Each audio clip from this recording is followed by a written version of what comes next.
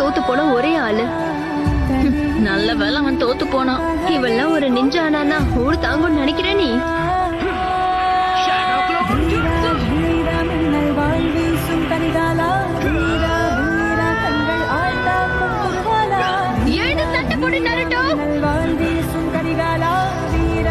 என்ன மன்னிச்சிடு, உன்னால கண்டிப்பா ஹோக்காகே ஆக முடியாது. ஏன்னா இந்த இடத்துல என்ன அடிச்சுக்க ஆளே கிடையாது.